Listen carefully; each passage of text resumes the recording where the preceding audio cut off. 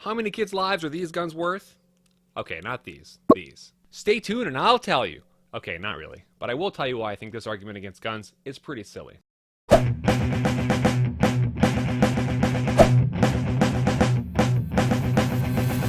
Hey everyone, I'm Kyle. Welcome back to the channel, where I try to apply the forgotten art of critical thinking to important issues of the day. As you can probably see, I've had guns in the mind lately. Yeah, I know, these are Nerf guns, but, I can't afford real guns. I'm a financially challenged grad student. Give me a break. Today, I want to focus on a particular argumentative theme that's run through a lot of gun control advocacy recently among students and their allies since the Parkland shooting. Here's a B-roll clip I put together that illustrates the argumentative theme I have in mind. Is the right to own this weapon more important than someone's life? A weapon like this that can cause so much death and destruction? I mean, look at the pictures of those victims. Is that right more important? I don't think so. They're standing for what they believe in as well. You're prioritizing your rights over lives for gun violence at this point. My life is more important than a gun that's used to hunt. I read something very powerful to me today. It was from the point of view of a teacher. And I quote, "When adults tell me I have the right to own a gun, all I can hear is, my right to own a gun outweighs your student's right to live. All I can hear is mine, mine, mine, mine." If the president wants to come up to me and tell me to my face that it was a terrible tragedy and how it should never have happened, and maintain telling us how nothing is going to be done about it, I'm going to happily ask him how much money he received from the National Rifle Association. It doesn't matter because I already know. $30 million! And divided by the number of gunshot victims in the United States in the 1.5 months in 2018 alone, that comes out to being $5,800. Is that how much these people are worth to you, Trump? This is about people who are for making a difference to save us and people who are against it and prefer money. So, Senator Rubio, can you tell me right now that you will not accept a single donation from the NRA in the future? So hold on. So right now, in the name of 17 people, you cannot ask the NRA to keep their money out of your campaign? And you see that, politicians? You can make a little less money and be able to look at yourself in the mirror with no blood on your hands. First off, I'm going to start off by putting this price tag right here as a reminder for you guys to know how much Marco Rubio took for every student's life in Florida. $1.05. When you take 3,140,167, the number of students enrolled in Florida schools, and divide it by 3,303,355, the amount of money Marco Rubio has received from the National Rifle Association, it comes out to $1.05. Is that all we're worth to these politicians? $1.05? Was $17.85 all it cost you that day, Mr. Rubio?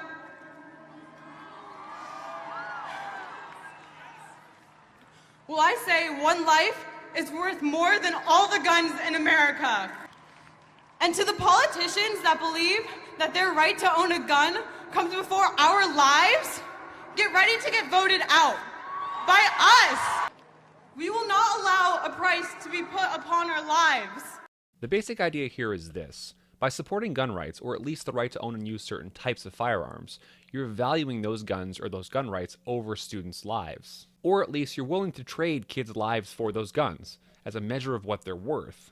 The point about politicians voting a certain way on gun legislation in exchange for NRA dollars is a little bit more complicated, because it involves the charge that politicians or the NRA are at least partly financially motivated to block certain gun laws. That's definitely a point worth exploring, but I want to focus on those who support gun rights for their own sake, and whatever else the NRA stands for, they at least partly stand for this. So this is what I want to focus on. One way to test that an argument is sound is to apply the same reasoning to a different context and see if it results in an acceptable conclusion. To that end, I ask you, how many kids' lives is your car, or your right to own and drive your car, worth? According to the CDC, 666 children aged 12 and under died as occupants in motor vehicle crashes in 2015 in the United States. Also in 2015, 2,333 teens aged 16 through 19 were killed in motor vehicle accidents. Is your car, or your right to drive and own that car, worth that price in dead kids? Or I could ask this, how many kids' lives is this beer, or the right to buy and drink this beer, worth? Again, according to the CDC, an estimated 88,000 people die of alcohol-related causes every year. Is your beer, or your right to own and drink beer, worth that many deaths? Combine cars and alcohol and you get another set of statistics. In 2014, there were 9,967 alcohol-impaired driving fatalities. In 2016, 15% of drivers aged 15 through 20 involved in fatal motor vehicle crashes had a blood alcohol level of 0.08 or higher. Now, to be clear, I'm not claiming that guns, cars, and alcohol are the same in all relevant respects. One obvious difference is that guns are designed for violence, whereas cars and alcohol clearly are not. And each has different benefits attached to it. Cars have pleasure and convenience and often necessity for jobs and school.